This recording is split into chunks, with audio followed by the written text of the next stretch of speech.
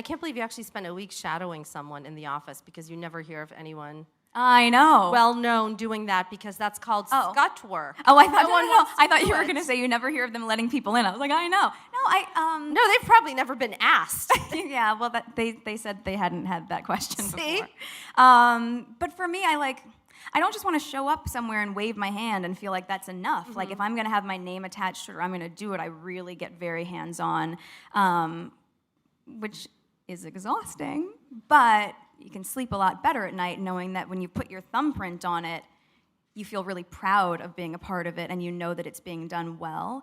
But yeah, I mean, shadowing was crazy. I mean, sitting in, seeing some of the briefings for what they're going to say to Ban Ki-moon, our UN Secretary General, and understanding how that piece of it works, or understanding different pillars of an organization where they'll say, okay, there's meetings about the environment, and then there's a meeting about health and wellness, and a meeting about safety and security, and then a meeting about women's issues. And you go, okay, but aren't women affected by all of those things?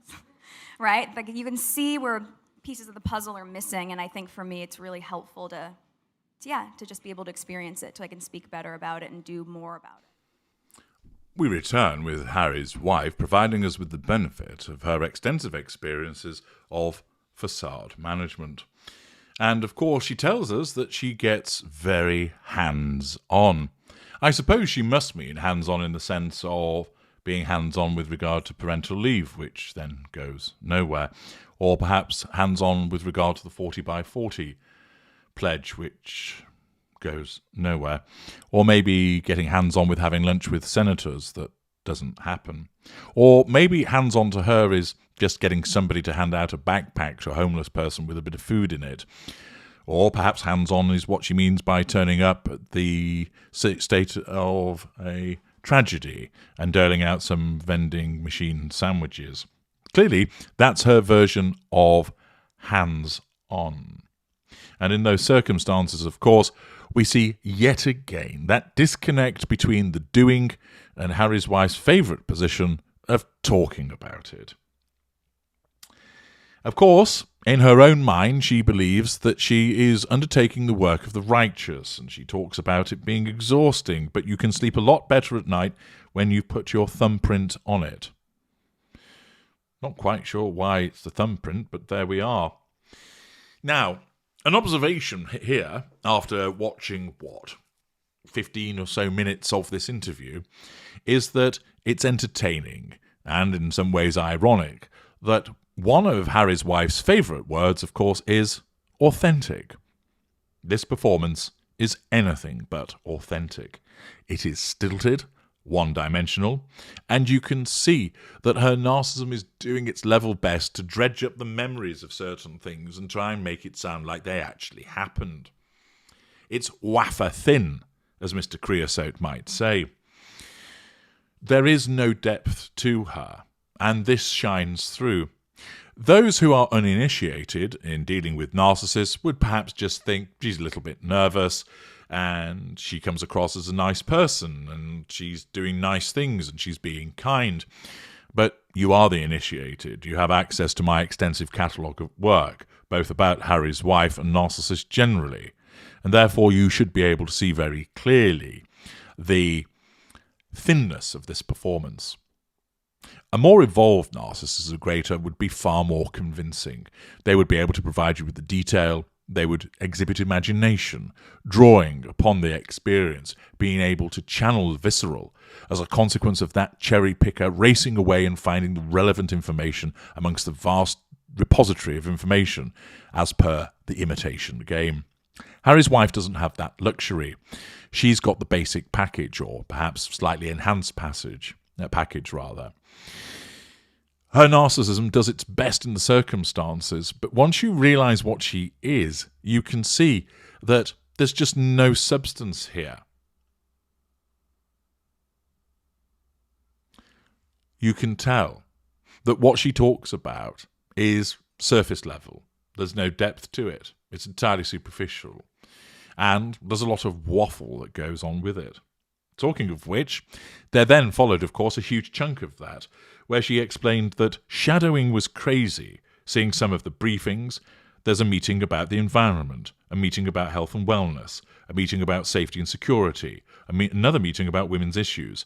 But aren't women affected by all those things? You can see where the pieces of the puzzle are missing. And I think for me, it's really helpful to, just experience it until I can speak better about it. Well, you're going to have a long wait in that respect, my dear, because you're never going to be able to speak about it more effectively. And that flannel that she subjected you to, again, people will go, "Ooh, wow, this is really interesting. She's been in the United Nations." I just heard noise. I just heard beige noise. Forget white noise or brown noise or black noise. I just heard beige noise. All part of the facade management as she just chunters on. Of course, the interviewer is not going to pick her up and say, "Well, what do you mean by that?" and be more forensic about it and look for greater detail. She'll just be sat there as the nodding interviewer, drinking it all in, thinking, "This is great that I'm getting to talk to Harry's wife." Let us now move on to another section from the interview. Who's been the most inspiring woman in your own life? Gosh, there's so many. I mean, of course, my mom. I mean, this is a live stream. If I If didn't she say lead didn't with my say mom, that, you're not going to be at Christmas. no kidding. It's my mom. Real here. No, my mom's amazing. My mom is, we're so different. My mom is a yoga instructor and a social worker, and she's got a nose ring and dreadlocks, and she's super free-spirited and laid back. And so, so she's like, "You just came out like this. I don't know where you came from."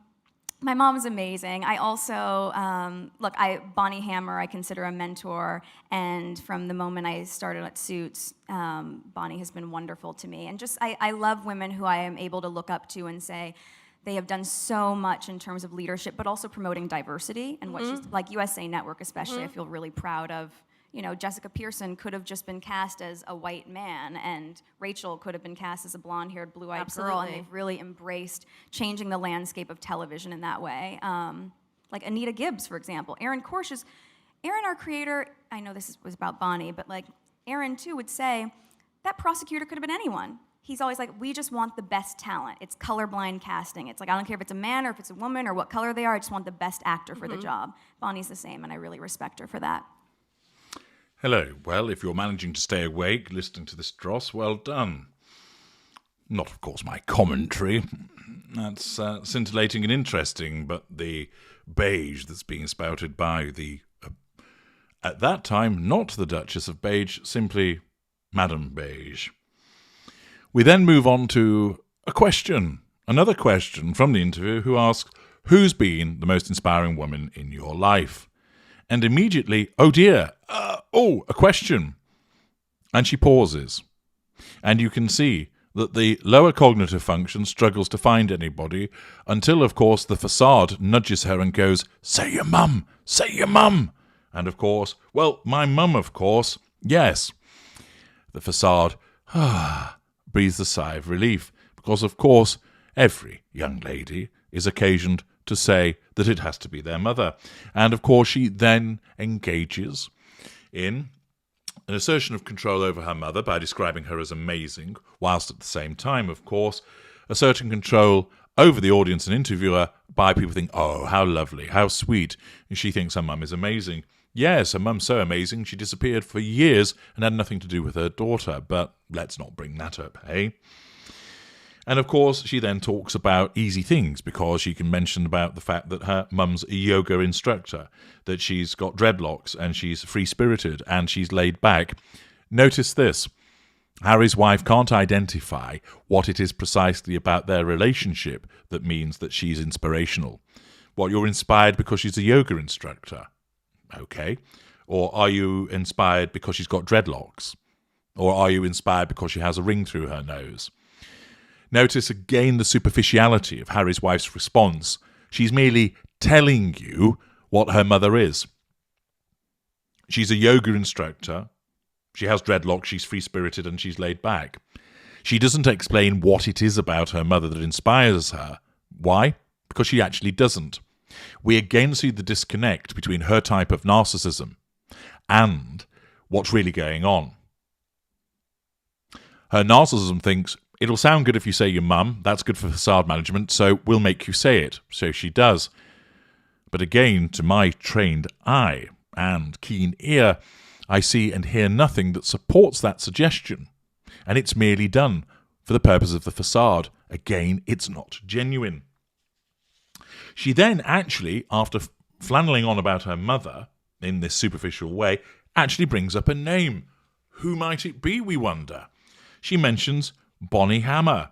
Oh, is this some scientist, some world-renowned advocate of women's rights? No, it's an American studio executive. So it's basically somebody that Harry's wife has come across so she can throw that name in there by way of character trait acquisition. And of course, it's then brought straight back to Harry's wife by talking about when I started on Suits. Oh, the mention of Suits is made almost as often as how she single-handedly took on Procter & Gamble when she was 11. It just shows that she really is a one-trick pony. Then she delves into the vague once again. Unable to think of anybody, she tells us that I love women who I'm able to look up to. They have done so much in terms of leadership, but also promoting diversity, like USA Network. I feel really proud, mentions another cast member, and then also Rachel, bringing it back to her own character, could have been cast as a blonde, blue-eyed girl. I really embrace changing the landscape of television. What? In a cable show that's not that popular? How does that work? Notice again all of the fluffy, anodyne buzzwords of leadership, diversity, of feeling really proud, changing the landscape. She really is full of these fridge magnet platitudes and bollocks. We then get another name. This time it's Anita Gibbs. Who's she, you ask? Well, she is a federal prosecutor and assistant attorney for the United States Attorney's Office. A high-powered lawyer. No, she's the lead prosecutor in the Mike Ross case, where Mike is charged for being a fraud. In Season 6, she was on Bar Exam Review Board, and she was that close to disbar Mike Ross taking the bar. Once again, the superficiality of Harry's wife is that she has to name somebody else that she's worked with. That's how narrow her universe is.